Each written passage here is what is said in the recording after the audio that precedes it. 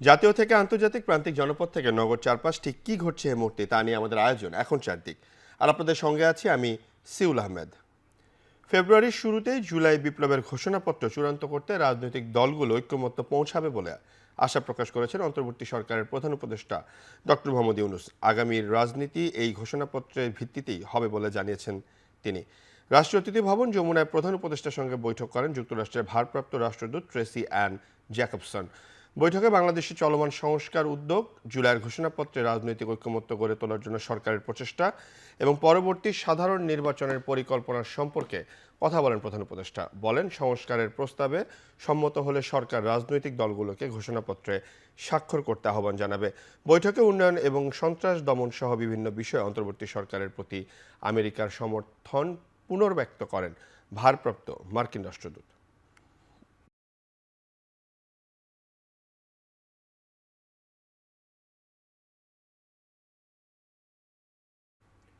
প্রধান নির্বাচন commissioner AMM Nasir Uddin বলেছেন, মানুষের ভোট দিতে না পারার আক্ষেপ ঘোচাতে চায় ইসি। ভোটের অধিকারে সংগ্রামে গোটা জাতিকে ঐক্যবদ্ধ হতে হবে। সকালে সাভারে ভোটার তালিকা হালনাগাদ কার্যক্রম উদ্বোধন করে কথা বলেন তিনি। 5ই আগস্টের বিপ্লব আমাদেরকে একটা বিরাট সুযোগ এনে দিয়েছে, অনেক সুযোগ এনে দিয়েছে। এই সুযোগ হাতছাড়া হলে কিন্তু আমি জানি না আমাদের ভবিষ্যতে কখন আবার এই ধরনের সুযোগ আসবে। এই সুযোগটা হচ্ছে নানাবিধ সুযোগের মধ্যে নাম্বার 1 হচ্ছে ভোটের অধিকার প্রতিষ্ঠার সুযোগ। ভোটের অধিকার কিন্তু প্রতিষ্ঠা হয় নাই। এই বিপ্লবের মাধ্যমে আমরা অধিকার প্রতিষ্ঠার একটা অপরচুনিটি পেয়েছি, সুযোগ পেয়েছি। এখন প্রতিষ্ঠার কাজটা করতে হবে আমাদের।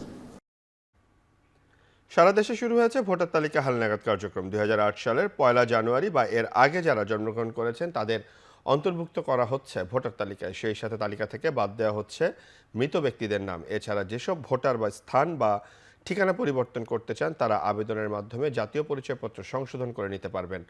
বাড়ি বাড়ি গিয়ে তথ্য সংগ্রহ চলবে আগামী 3 ফেব্রুয়ারি পর্যন্ত। বর্তমানে কুমিল্লায় মোট ভোটার রয়েছেন 47,72,491 জন। এর মধ্যে নারী ভোটার 22,91,300 জন ও পুরুষ ভোটার 24,81,166 জন। সারা দেশের মতো খুলনাতেও শুরু হয়েছে ভোটার তালিকা হালনাগাদের কাজ। নগরীর খালিশপুরে তথ্য সংগ্রহে মাঠে নামে নির্বাচন কমিশনের টিম। তারা বাড়িতে বাড়িতে যেয়ে তথ্য সংগ্রহ করে নতুন ভোটার তালিকা অন্তর্ভুক্ত করেন। এ সময় তারা বিভিন্ন তথ্য উপাত্ত যাচাই বাছাই করেন। খুলনায় ভোটার সংখ্যা 20,58,000।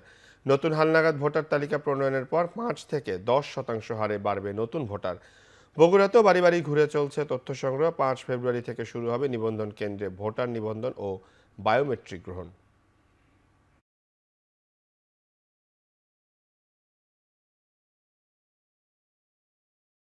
পুলিশ, র্যাব, আনসার বাহিনীর পোশাকে পরিবর্তন আনছে স্বরাষ্ট্র মন্ত্রণালয়। 20টি নমুনা পোশাক পরে পুলিশ, আনসার ও র্যাবের প্রতিনিধি দল আইন শৃঙ্খলা সংক্রান্ত উপদেষ্টা পরিষদের সভায় প্রবেশ করেন।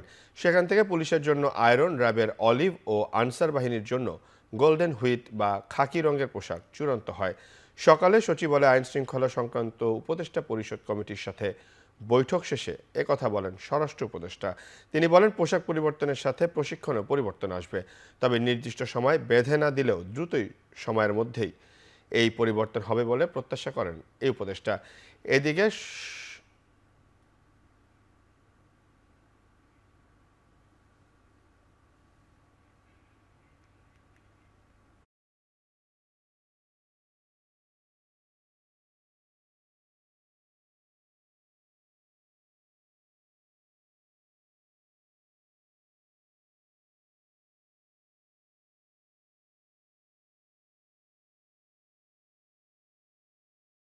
পোশাকের সিদ্ধান্তটা হয়ে গেছে পুলিশের জন্য, র্যাবের জন্য এবং আনসারের জন্য। পোশাকের সাথে সাথে সবকিছু মন মানসিকতা সবকিছুরই পরিবর্তন দেয়। তো আমি বারবার একটা বলি, আপনারা কিন্তু একটা ক্ষেত্রে হলো সবচেয়ে বেশি জোর দেবেন, এই হলো দুর্নীতি। 15 বছর তাদের যে ধরনের ট্রেনিং ছিল তাদের ট্রেনিংয়ের ধরনও চেঞ্জ করতে হবে। তাদের এইগুলি তো করার জন্য আপনাকে সময় দিতে হবে। তারপর এই একটু মানবিক হওয়ার জন্য মানে ট্রেনিং দিতে হবে, এগুলির জন্য সময় দিতে হবে। নাফ নদী থেকে আরাকান আর্মির হাতে জিম্মি 4টি জাহাজের মধ্যে আরও 2টি জাহাজ টেকনাফ স্থলবন্দরে এসে পৌঁছেছে। বেলা 11টার দিকে জাহাজ দুটি স্থলবন্দরের জেটি ঘাটে পৌঁছায়। বন্দর কর্তৃপক্ষ জানায়, গত 16 জানুয়ারি দুপুরে নাফ নদীতে মিয়ানমারের নাইক্ষংদিয়া এলাকায় ইয়াঙ্গুন থেকে আসা পণ্যবাহী 2টি কার্গো জাহাজ জিম্মি করে আরাকান আর্মি। পরদিন একই এলাকায় আরও 2টি জাহাজ জিম্মি করা হয়। পরে শনিবার প্রথম দফায় একটি জাহাজ ছেড়ে দেয় তারা। এরপর দ্বিতীয় দফায় আজ আবারও 2টি জাহাজ ছেড়ে দেওয়া হয়। জিম্মি হওয়া 4টি জাহাজের মধ্যে 3টি জাহাজ টেকনাফ স্থলবন্দরে পৌঁছেছে। এখনও জিম্মি আছে একটি কার্গো জাহাজ।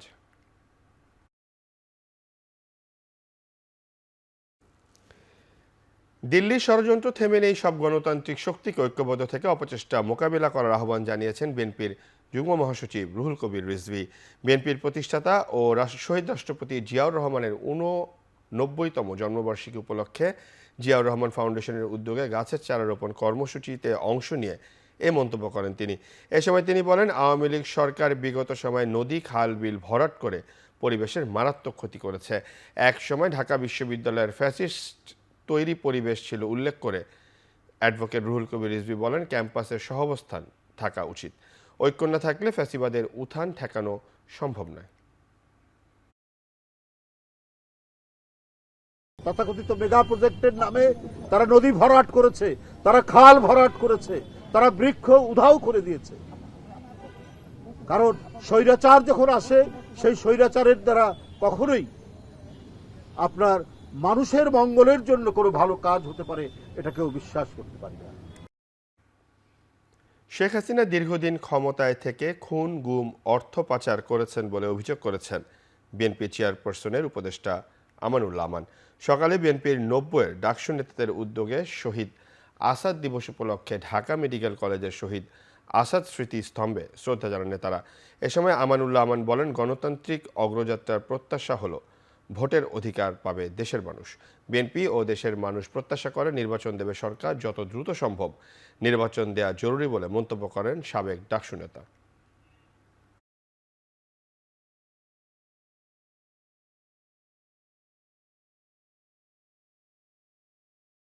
আমরা প্রত্যাশা করি যে যত দ্রুত সম্ভব তারা নির্বাচনটা করবে এবং সেই নির্বাচনের মাধ্যমে জনগণের যে সরকার প্রতিষ্ঠার যে আকাঙ্ক্ষা জনগণের এবং শহীদের রক্তদান, সেই আশা পূরণ হবে এবং যত দ্রুত সম্ভব নির্বাচন দিতে হবে এবং সেই নির্বাচনের মধ্য দিয়েই গণতান্ত্রিক সরকার প্রতিষ্ঠা হবে। ফ্যাসিবাদের ছায়া এখনও রয়ে গেছে বলে মন্তব্য করেছেন জামায়াতে ইসলামীর আমির ডাক্তার শফিকুর রহমান। সকালে রাজধানীর বড় মগবাজারে দৈনিক সংগ্রাম পত্রিকার সুবর্ণ জয়ন্তী অনুষ্ঠানে এ মন্তব্য করেন তিনি। বলেন, আওয়ামী লীগ জাতির উপর তাণ্ডব চালানোর সাথে গণমাধ্যমেও তাণ্ডব চালিয়েছিল। গণমাধ্যম সত্য প্রকাশ করে যথাযথ ভূমিকা পালন করলে ফ্যাসিবাদ চেপে বসতে পারত না। এ সময় নির্যাতিত সাংবাদিকদের পাশে থাকার কথা জানিয়ে ভবিষ্যতে গণমাধ্যমের মত প্রকাশের কোনো বাধা থাকবে না বলেও আশাবাদ ব্যক্ত করেন তিনি। সাংবাদিকের নিজস্ব কোনো বক্তব্য এখানে সংযোজন হবে না, আবার সত্য থেকে কিছু বিয়োজন হবে না। যিনি যেভাবে বলেছেন, যিনি যেভাবে লিখেছেন, তারটা হুবহু সেইভাবে তুলে ধরতে হবে। ফ্যাসিবাদী আমলে এটা একেবারেই হয়নি। এখনো তার কিছু কালো ছায়া আমরা লক্ষ্য করি। এই নির্যাতিত সাংবাদিকদের পাশে আমরা আছি, গভীর শ্রদ্ধা নিয়েই থাকব। তাদের প্রতি আমাদের আন্তরিক নিবেদন থাকবে, এ লড়াইয়ে যোদ্ধা নয়, সেনাপতি হিসাবে আপনারা আপনাদের দায়িত্ব অব্যাহত রাখবেন ইনশাআল্লাহ। বিএনপির সদস্য নবায়ন কার্যক্রমের উদ্বোধন অনুষ্ঠানে কথা বলছেন বিএনপি মহাসচিব মির্জা ফখরুল ইসলাম আলমগীর। সরাসরি চলে যাচ্ছে সেখানে। 17 সালে শুরু করা হয়েছিল। এই বিষয়টা আসলে একটা চলমান প্রক্রিয়া। আমাদের আসলে কিছুদিন পর পরই সদস্যপদ নবায়ন করার উচিত বলে আমরা মনে করেছি এবং সেই জন্যই এবার আমাদের ভারপ্রাপ্ত চেয়ারম্যান মহোদয় আমাদের যে নির্দেশ দিয়েছেন যে আপনারা সদস্যপদটা নবায়ন করি, সেই নবায়নের কাজ শুরু হয়েছে। এই কাজটা মূলত কিন্তু দফতরের কাজ। দফতর এবং জেলাগুলোর যে দপ্তর আছে সব মিলিয়ে সবাই এই কাজটা করবে, অর্থাৎ যারা সদস্য আছেন তারাই তাদের সদস্যপদ আবার নবায়ন করবেন। এই বিষয়ে আমার অভিজ্ঞতা থেকে আমি যেটা মনে করি যে আপনাদের যেটা করা উচিত হবে বলে মনে করি যে এখানে তো আলোচনা হচ্ছে, এরপরে আপনাদের অফিস থেকে, সেন্ট্রাল অফিস থেকে এই বইগুলো বিলি করা হবে। বইগুলো প্রত্যেকটা জেলায় যেতে হবে এবং প্রত্যেকটা জেলা থেকে আবার উপজেলায় যাবে, উপজেলা থেকে কিন্তু আবার ইউনিয়নে যাবে, ইউনিয়ন থেকে আবার ওয়ার্ডে যাবে। এটাকে নিশ্চিত করতে হবে আমাদের সাংগঠনিক যে টিম আছে, আমাদের সাংগঠনিক সম্পাদক, সহসাংগঠনিক সম্পাদক, তাদেরকে এই কাজটাকে নিশ্চিত করতে হবে। এবং এটা যদি করা যায় খুবই আমরা অল্প 1 মাসের মধ্যে আমরা একেবারে তৃণমূলে পৌঁছে যেতে পারবো। কিন্তু এই বিষয়ে যেটা সবচেয়ে বেশি প্রয়োজন হবে, এটাকে ব্যাপক প্রচার দরকার হবে। যদি আমাদের যারা সদস্য তারা যদি না জানেন যে আপনার সদস্যপদ নবায়ন করা হচ্ছে, তাহলে তারা আগ্রহী হবে না। আমি আমার অভিজ্ঞতা থেকে বলি, যদি সত্যি আপনাদের ভালো লাগবে না, এর আগে যেটা হয়েছে অতীতে, বিশেষ করে গতবার আমাদের যারা আগ্রহী এমপি পদপ্রার্থী তারা সবগুলো কিনে নিয়ে চলে গেছেন, বেশিরভাগ কিনে নিয়েছেন, ঠিক কিনা? এই জিনিসটা খেয়াল রাখতে হবে যে এটা যেন সাংগঠনিকভাবেই যায়। শুধুমাত্র আপনার আমাদের যারা এমপি পদপ্রার্থী তারাই যেন এটা না নিয়ে চলে যায়। এটা একটা বিষয় আছে যেটা আপনারা লক্ষ্য রাখতে হবে। আপনাদের যারা সাংগঠনিক সম্পাদক আছেন এবং দপ্তরের দায়িত্বে আমরা যারা আছি তাদেরকে রাখতে হবে। এই আমি যে কথাগুলো এখানে আলোচনা হয়েছে, সেই আলোচনার মধ্যে আমি মনে করি যে যথেষ্ট এই বিষয়গুলো নিয়ে কথা বলা হয়ে গেছে ইতিমধ্যে। আমি একটা জিনিস আপনাদেরকে যেটা বারবার বলতে চাই যে আমাদের আসলে প্রশিক্ষণের প্রয়োজন আছে খুব বেশি। আমাদের নেতা কর্মীরা আমরা কেন জানি না আমরা রাজনীতি থেকে দূরে সরে যাচ্ছি। আপনি দেখবেন গতকালই দেখেন আমাদের প্রতিষ্ঠাতা শহীদ প্রেসিডেন্ট রহমান সাহেবের জন্মদিবস পালন হলো, তাই না? এখানে আমাদের যে কর্মীরা আসে স্লোগান নিয়ে, একটা পতাকা নিয়ে আসে, সাধারণত ভাইদের পিছনে আসে, এসে সেই ভাইদের পক্ষে স্লোগান দিয়ে থাকে, তারপরে স্লোগান দেয় পূর্ব, পশ্চিম, উত্তর, দক্ষিণ। এটা রাজনীতি না, দিস ক্যানট বি পলিটিক্স। এটা কোন রাজনৈতিক কর্মীর মুখ থেকে এই ধরনের স্লোগান আসা উচিত নয়। এবং সেখানে কত বড় ব্যাংক্রাপসি, একটা দেউলিয়াপনা হতে থাকে রাজনীতি, সেটা বোঝা যায়। আমরা এই জায়গাটাতে আমাদের একটা চরম দৈন্য আছে, এখান থেকে আমাদের বেরিয়ে আসা উচিত। এবং আমি মনে করি আমাদের রাজনৈতিক নেতা যারা আমরা নেতৃত্ব করছি, আমি জানি না আমাদের চেয়ারম্যান সাহেব এই বিষয়ে উদ্যোগ নেবেন, কারণ এখন পর্যন্ত যতগুলো ভালো কাজ হয়েছে তিনি উদ্যোগ নিয়েছেন। আমার মনে হয় এই কাজটা তাকেই উদ্যোগ নিতে হবে। বিএনপির সদস্য নবায়ন কর্মসূচি নবায়ন কার্যক্রমের উদ্বোধনী অনুষ্ঠানে কথা বলছিলেন বিএনপি মহাসচিব মির্জা ফখরুল ইসলাম আলমগীর। বাংলাদেশ সময় আজ রাত 11টায় যুক্তরাষ্ট্রের 47তম প্রেসিডেন্ট হিসাবে শপথ নেবেন ডোনাল্ড ট্রাম্প। তীব্র শীত থাকায় এবার ক্যাপিটাল ভবনের ভেতরে হতে যাচ্ছে শপথ গ্রহণ আয়োজন। শপথের মধ্য দিয়ে 78 বছর বয়সী এই রিপাবলিকান নেতা আবারও হোয়াইট হাউসে পা রাখবেন। বিদায় নেবেন প্রেসিডেন্ট জো বাইডেন। ট্রাম্পকে বরণের আয়োজন ঘিরে নিরাপত্তার চাদরে ঢেকে ফেলা হয়েছে রাজধানী ওয়াশিংটন। এরই মধ্যে শপথ গ্রহণের আগে যুক্তরাষ্ট্রের আর্লিংটন জাতীয় কবরস্থানে নিহত মার্কিন সেনাদের সম্মানে পুষ্পস্তক অর্পণ করেছেন ট্রাম্প। এরপর ওয়াশিংটনের বিজয় উৎসব সমাবেশে যোগ দিয়ে হাজার হাজার সমর্থকদের ভালোবাসায় সিক্ত হন তিনি। প্রতিশ্রুতি দেন আর সমৃদ্ধ যুক্তরাষ্ট্র গড়ে তুলে নতুন যুগ সূচনার। এছাড়া সমাবেশে কঠোর অভিবাসন বিধিনিষেধ আরোপের প্রতিশ্রুতি দিয়েছেন রিপাবলিকান এই নেতা।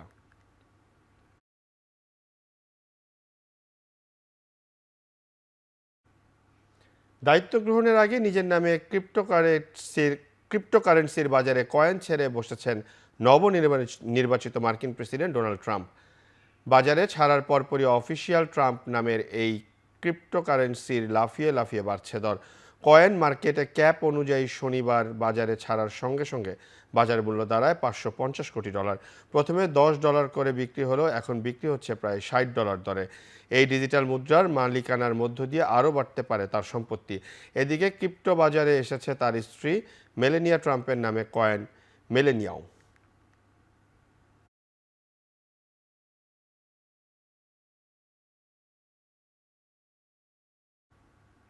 শপথ নিয়েই সোমবার টিকটকের ওপর মার্কিন নিষেধাজ্ঞা তুলে নিতে নির্বাহী আদেশ জারির প্রতিশ্রুতি দিলেন ডোনাল্ড ট্রাম্প।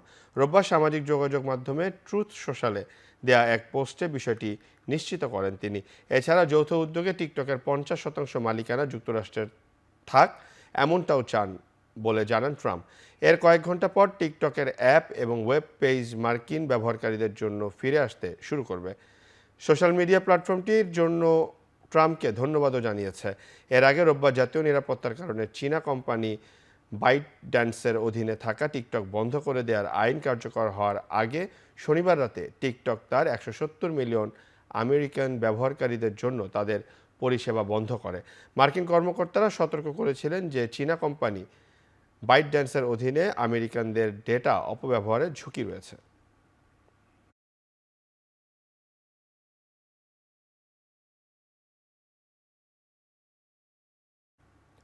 ক্ষমতার শেষ দিনে ডেমোক্র্যাটদের মনোবল চাঙা করার চেষ্টা করেছেন বিদায়ী মার্কিন প্রেসিডেন্ট জো বাইডেন। প্রেসিডেন্ট হিসেবে রোববার তার শেষ কর্মদিবসে সাউথ ক্যারোলিনার কৃষ্ণাঙ্গ গির্জায় হতাশ ডেমোক্র্যাটদের আশা ছেড়ে না দেওয়ার আহ্বান জানিয়েছেন তিনি। এ সময় সমর্থকদের উষ্ণ অভ্যর্থনায় সিক্ত হন বাইডেন। ক্ষমতা না থাকলেও সবসময় জনসাধারণের হয়েই থাকবেন বলে জানান বিদায়ী মার্কিন প্রেসিডেন্ট। বয়স হলেও কোনোভাবে ক্লান্ত নয় বলে দাবি করেন বাইডেন। 2022 সালে নির্বাচনে ভোট দিয়ে বিজয়ী করে মার্কিন প্রেসিডেন্ট হওয়ার সুযোগ করে দেয় সাউথ ক্যারোলিনার দেশবাসীর প্রতি পুনরায় কৃতজ্ঞতা জানান এই ডেমোক্র্যাট নেতা।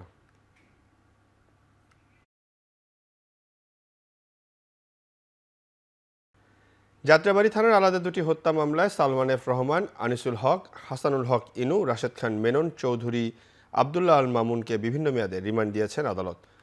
আসামিদের আদালতে হাজির করে মামলার তদন্ত কর্মকর্তারা রিমান্ড আবেদনের শুনানি শেষে আদেশ দেন অতিরিক্ত মেট্রোপলিটন ম্যাজিস্ট্রেট জিয়াদুর রহমানের আদালত।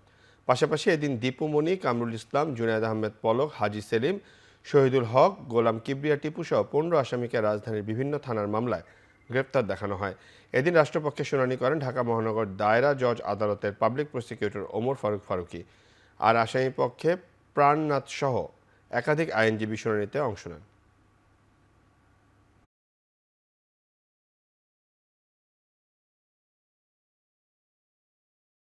মোট 13 জনকে বিজ্ঞ আদালতে বিভিন্ন মামলা, হত্যা মামলায়, রাজধানীর বিভিন্ন হত্যা মামলায় তাদেরকে আজকে গ্রেপ্তার দেখার জন্য তদন্তকারী কর্মকর্তা বিজ্ঞ আদালতে আবেদন করেন।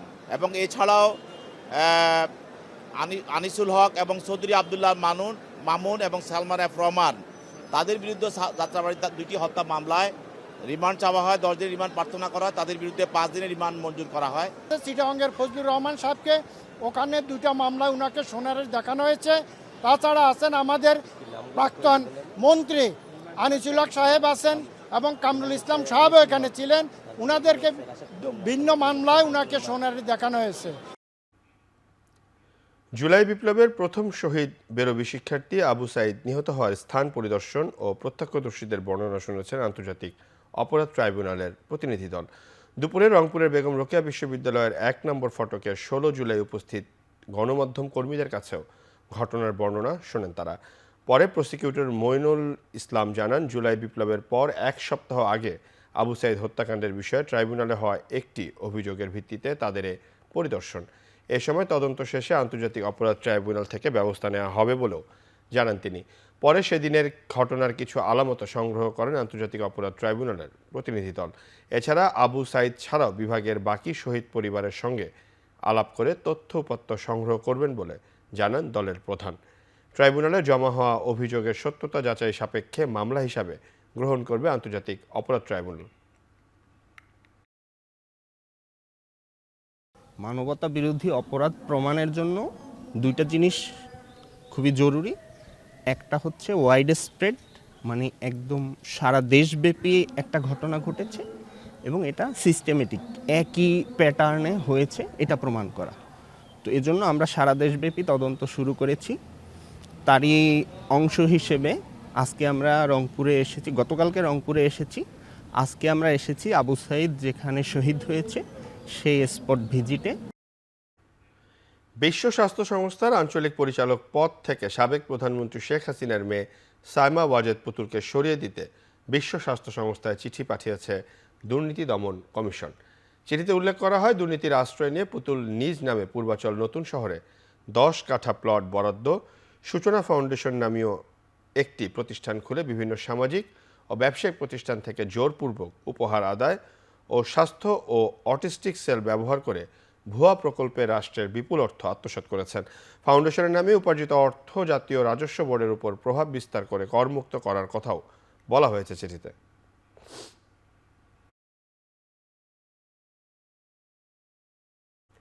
অস্ত্র মামলায় ব্যবসায়ী গিয়াসউদ্দিন আল মামুনকে 10 বছরের কারাদণ্ড থেকে খালাস দিয়েছেন হাইকোর্ট।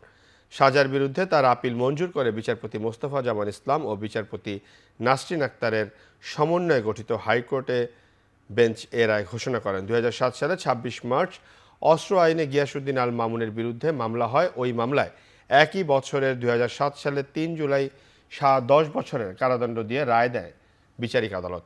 পরে এ রায়ের বিরুদ্ধে আপিল করেন ব্যবসায়ী গিয়াসউদ্দিন আল মামুন। গেল 6 আগস্ট কারাগার থেকে মুক্তি পান বিএনপির ভারপ্রাপ্ত চেয়ারম্যান তারেক রহমানের বন্ধু ও মেসার্স ওয়ান স্পিনিং মিলস লিমিটেডের ব্যবস্থাপনা পরিচালক গিয়াসউদ্দিন আল মামুন।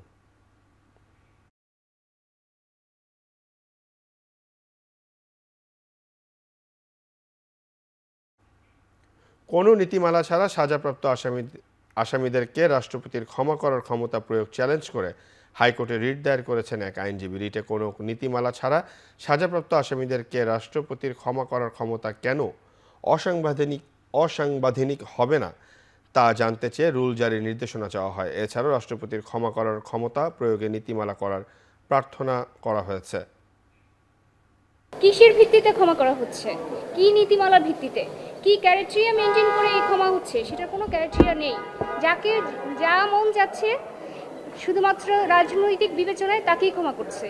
এরকম অসংখ্য নজির আছে এই ক্ষমতার অপব্যবহারের, যে কি কি ক্রাইটেরিয়া মেনটেন করে উনি ক্ষমা করবেন। ওনার ক্ষমা করার পাওয়ারটাকে চ্যালেঞ্জ করা হয়নি, চ্যালেঞ্জ করা হয়েছে যে এখানে কোনো নীতিমালা থাকবে না কেন, কি কি ক্রাইটেরিয়ায় উনি এটাকে পিক অ্যান্ড চুজ করছে। মোটর গাড়ির গ্যারেজ ও ওয়ার্কশপের ওপর বাড়তি 5% ভ্যাট কমিয়ে আগের 10%ই ফিরিয়ে আনার সিদ্ধান্ত নিয়েছে এনবিআর। শিগগিরই এ বিষয়ে আদেশ জারি করবে এনবিআর। আগে মোটর গাড়ির গ্যারেজ ও ওয়ার্কশপে গাড়ি মেরামত করলে 10% ভ্যাট দিতে হতো সরকারকে। তবে অর্থ বছরের মাঝামাঝি এসে শতাধিক পণ্য ও সেবায় সঙ্গে এ খাতেও 5% বাড়িয়ে 15% নির্ধারণ করে এনবিআর। পরে ব্যবসায়ীদের দাবির মুখে আগের ভ্যাটই বহাল রাখার সিদ্ধান্ত নিল এনবিআর। যদিও আগে থেকেই পূর্বের 10% থেকেও কাটছাট করে 5% নামিয়ে আনার দাবি ছিল গ্যারেজ ব্যবসায়ীদের।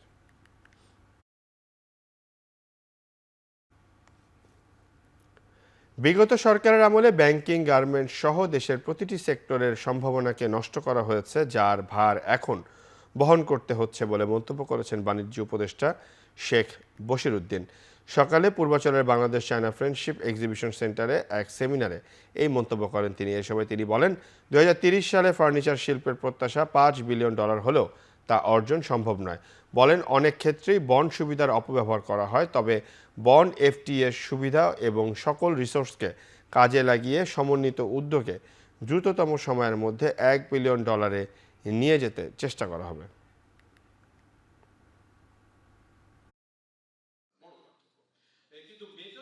আমরা যদি $1 বিলিয়ন টার্গেট করি, and please don't feel demoralized when I'm saying $1 billion, because I want you to be realistic. Because আপনি $5 বিলিয়ন যদি 2030 সালে রপ্তানি করতে চান, this is like there are a lot of birds in the sky, but let's put the birds in a hand. Because $5 billion রপ্তানি করতে গেলে আপনাকে 2030 সালের মধ্যে মিনিমাম $5 বিলিয়ন বিনিয়োগ করতে হবে। মেডিকেলে ভর্তি পরীক্ষায় মুক্তিযোদ্ধা কোটা সহ সব ধরনের কোটা বাতিলের দাবিতে প্রতিবাদ ও বিক্ষোভ সমাবেশ করেছেন মেডিকেল শিক্ষার্থীরা। একই সঙ্গে রোববার প্রকাশিত মেডিকেলের ফলাফল বাতিলের দাবি জানানো হয়েছে। সোমবার কেন্দ্রীয় শহীদ মিনারের পাদদেশে সকাল 11:30টার দিকে রাজধানীর কয়েকটি মেডিকেলের শিক্ষার্থীরা অবস্থান নেন। মেডিকেল পড়ুয়া শিক্ষার্থীরা মুক্তিযোদ্ধা কোটাকে অযৌক্তিক দাবি করে তা বাতিলের দাবি জানান। এছাড়া মেডিকেল ভর্তি পরীক্ষার প্রশ্নপত্র সহ পদ্ধতিগত পরিবর্তন চান। কোটার কারণে কম মেধাবীরা মেডিকেলে পড়ার সুযোগ পাচ্ছে আর বেশি মেধাবীরা বাদ পড়ছে। এ সময় প্রকাশিত ফলাফল অবিলম্বে বাতিল চান শিক্ষার্থী অভিভাবকরা। অনেকে 70 নম্বর পেয়ে সুযোগ পায়নি, আর কেউ 40 পেয়ে মেডিকেলে পড়ার সুযোগ পেয়েছে। এটাকে বৈষম্য বলছেন শিক্ষার্থীরা।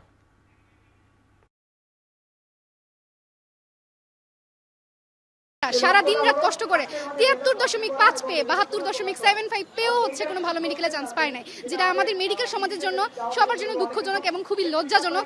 যে মানে আমরা হচ্ছে আমাদের যে যৌক্তিক আমাদের যে মেধাবী আছে তাদেরকে আমরা মূল্যায়ন করতে পারছি না। তাই 40 পেলেও তারা পাস করে যাচ্ছে, 37 পেয়ে যে চান্স পাচ্ছে 73 পেয়ে সে চান্স পাচ্ছে না। কেন? কারণ মেডিকেল যে নাতিপুতি সংখ্যাটা আছে সেই নাতিপুতি সংখ্যাটা কমে গেছে। কমে যাওয়ার পরে এখন আমরা অযোগ্যকে জোর করে পড়াচ্ছি।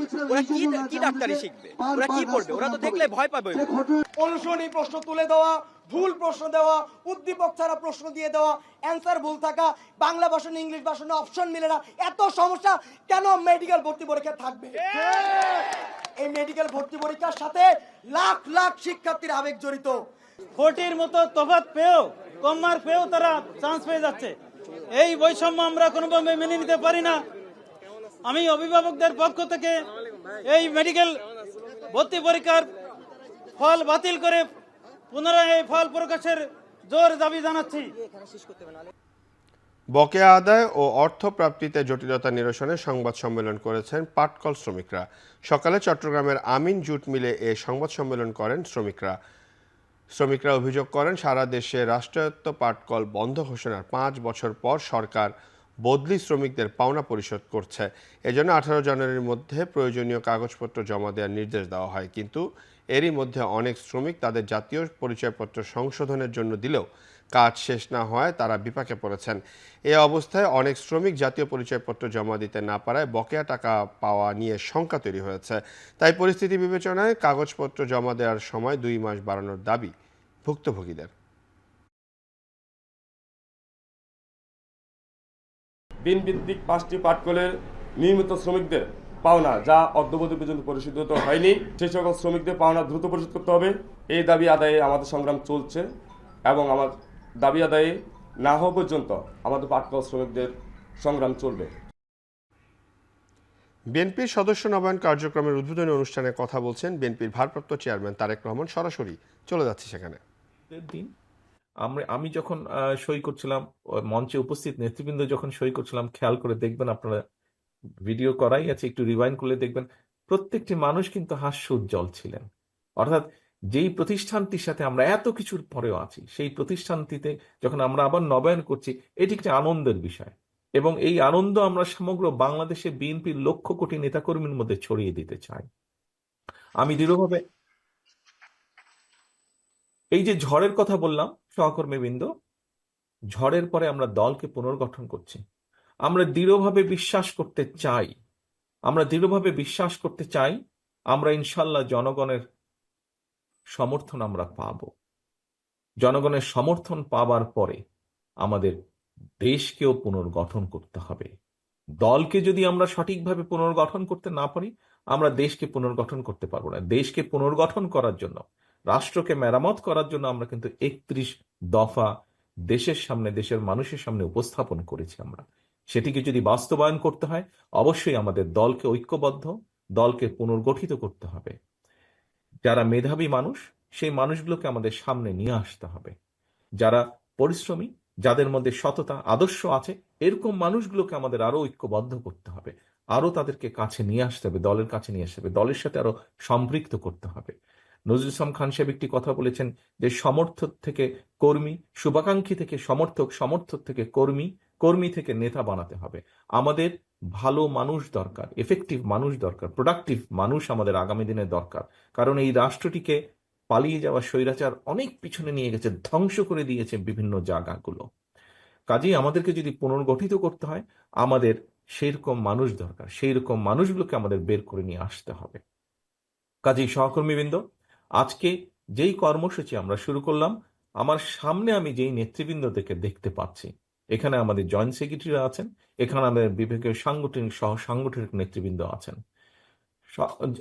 নেতৃবৃন্দ, আপনাদের মাধ্যমে কিন্তু আমাদেরকে এই কর্মসূচিটি বা এই সাংগঠনিক যে কর্মসূচি আমাদের নবায়ন, সদস্যপদ নবায়নের, এটি আমাদেরকে সাকসেসফুল করতে হবে।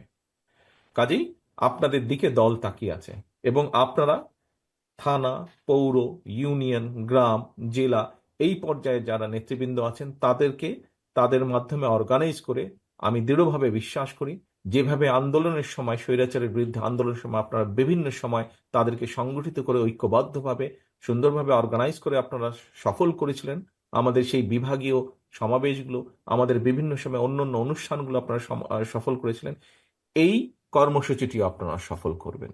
এখানে আমাদের সম্মানিত সভাপতি ওনার বক্তব্যে একটি কথা বলেছেন যে গতবার যখন আমরা শুরু করেছিলাম একটি বিষয় ওখানে ছিল। আমরা চাই সেই বিষয়টিকে, সেই দুর্বলতাটিকে এবার পাশ কাটিয়ে, সেই দুর্বলতাকে ওভারকাম করে আমরা আরো ভিতরে চলে যেতে চাই, অর্থাৎ আরো তৃণমূলের কাছে চলে যেতে চাই, যেই তৃণমূলকে আরো সংগঠিত করলে আমরা দলকে সংগঠিত করতে পারবো। প্রিয় সহকর্মীবৃন্দ, আমি বক্তব্য বাড়াবো না, এখন বক্তব্য থেকে কথা হচ্ছে কাজ।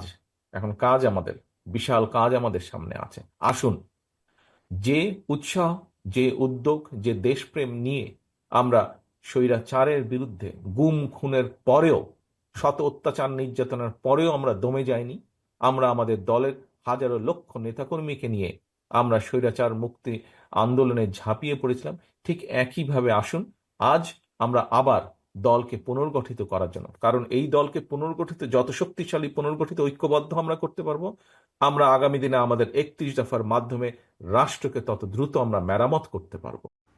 মেডিকেল সহ সব ভর্তি পরীক্ষায় কোটা প্রথা বাতিলের দাবিতে চট্টগ্রামে মানববন্ধন ও বিক্ষোভ করেছে বৈষম্য বিরোধী ছাত্র আন্দোলন। সকালে চট্টগ্রাম প্রেস ক্লাবের সামনে মানববন্ধনে অংশ নেন বিভিন্ন শিক্ষা প্রতিষ্ঠানের শিক্ষার্থীরা। সকালে 11:30টার দিকে প্রেস ক্লাবের সামনে জড়ো হন শিক্ষার্থীরা। বক্তারা বলেন, কোটা প্রথা বাতিল নিয়ে আবু সাইদ মুখ ধরে রক্ত দিল, কোটা প্রথা এখনও বাতিল হয়নি। আগে মেডিকেল ভর্তিতে সব মিলিয়ে 3% কোটায় ভর্তি হতো, এখন তা দাঁড়িয়েছে 6%। এতে অনেকেই ন্যূনতম নম্বর পেয়েও মেডিকেলে ভর্তির সুযোগ পেয়েছে। এ সময় মেডিকেল ভর্তি পরীক্ষার ফলাফল বাতিল করে পুনরায় ফলাফল প্রকাশের দাবি জানিয়েছেন তারা। অবিলম্বে কোটা বাতিল না হলে কঠোর আন্দোলনের হুঁশিয়ারি দেন আন্দোলনকারীরা।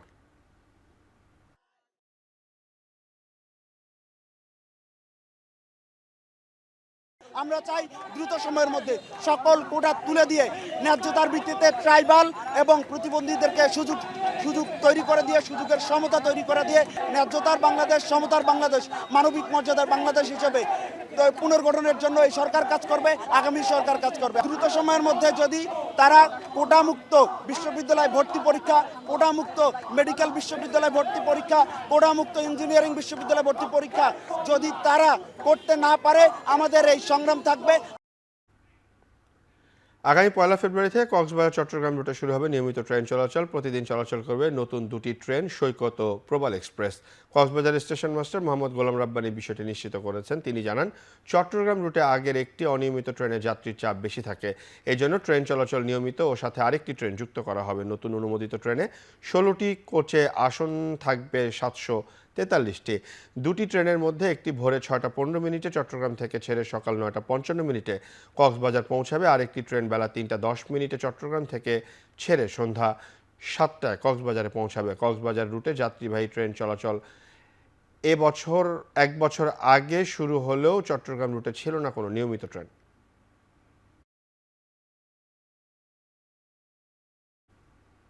সংস্কারের জন্য বন্ধ রয়েছে মংলার অন্যতম নৌযান চলাচলের ব্যস্ততম কেন্দ্র মামার ঘাট। এতে দুর্ভোগ বেড়েছে যাত্রীদের।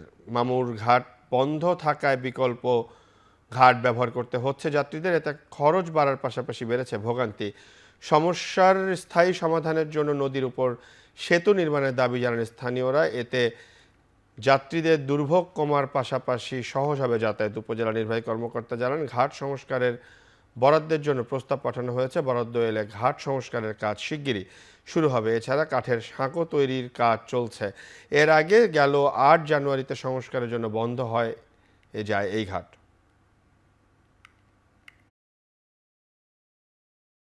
লক্ষ্মীপুরের মজু চৌধুরীর সড়কে ট্রামের চাপায় অটোরিকশার 2 জনের মৃত্যু হয়েছে, আহত হয়েছে আরও একজন। বেলা 11টার দিকে সদর উপজেলার মজু চৌধুরীর মহাসড়কে এ দুর্ঘটনা ঘটে। নিহতরা হলেন চররমণী মোহন ইউনিয়নের চর আলী হাসান গ্রামের মুরাদ হোসেন ও টুমচর ইউনিয়নের জগৎবের এলাকার আনোয়ার হোসেন। প্রত্যক্ষদর্শীরা জানায়, অটো রিকশাটি মজু চৌধুরী হাট সড়কে পৌঁছালে দ্রুতগতির ড্রাম ট্রাক অটোরিকশাকে চাপা দেয়। এতে ঘটনাস্থলে মারা যায় একজন। পরে আহতদের উদ্ধার করে হাসপাতালে নেওয়া হলে কর্তব্যরত চিকিৎসক 2 জনকে মৃত ঘোষণা করেন।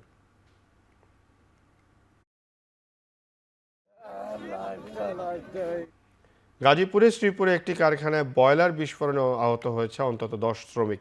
আহতদের মধ্যে 2 জনের অবস্থা আশঙ্কাজনক। সকাল 9টার দিকে উপজেলার তেলিহাটি ইউনিয়নের HDF অ্যাপারেলস লিমিটেড কারখানায় এই ঘটনা ঘটে। শ্রমিকরা জানান, প্রতিদিনের মতোই সকালে কাজ শুরু করেন তারা, তবে হঠাৎ কারখানার স্যাম্পল সেকশনের একটি মিনি বয়লার বিস্ফোরণ হয়। আহতদের উদ্ধার করে বিভিন্ন হাসপাতালে পাঠানো হয়েছে। পরে খবর পেয়ে ঘটনাস্থল পরিদর্শন করেছে পুলিশ।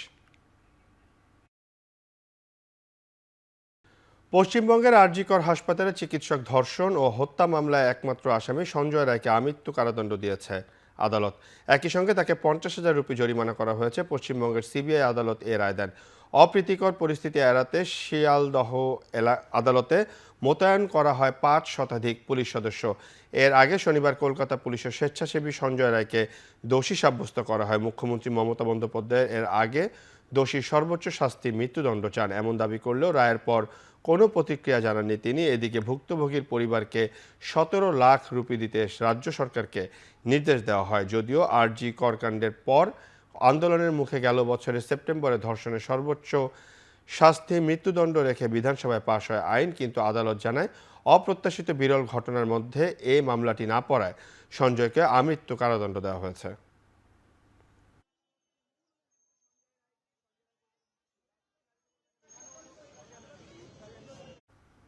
গাজায় যুদ্ধবিরতির অংশ হিসাবে প্রথম দিন 3 ইসরায়েল বন্দীকে মুক্তি দেওয়ার পর শর্ত হিসাবে 90 ফিলিস্তিনি বন্দীকে কারাগার থেকে ছেড়ে দিয়েছে ইসরায়েল। ভোররাতে ইসরায়েলের হাত থেকে মুক্তি পাওয়া ফিলিস্তিনিদের বরণ করে নিতে অধিকৃত পশ্চিম তীরের রামাল্লার রাস্তায় ভিড় করে স্বজনসহ হাজার হাজার মানুষ। এর আগে উত্তর ইসরায়েলের সামরিক কারাগার থেকে রেড ক্রসের মাধ্যমে তাদের একটি বাসে করে পাঠানো হয়। হামাসের মতে ইসরায়েলি কারাগার থেকে মুক্তি পাওয়াদের মধ্যে পশ্চিম তীর এবং জেরুজালেমের 69 নারী এবং 21 কিশোর ছেলে রয়েছে। ইসরায়েল হামাসের মধ্যে 15 মাসের বেশি সময় ধরে চলা রক্তক্ষয়ী যুদ্ধবিরতির প্রথম ধাপটি রোববার 3 ঘন্টা দেরিতে কার্যকর হয়। ততক্ষণে আগ্রাসন চালিয়ে 19 ফিলিস্তিনিকে হত্যা করেছে ইসরায়েল।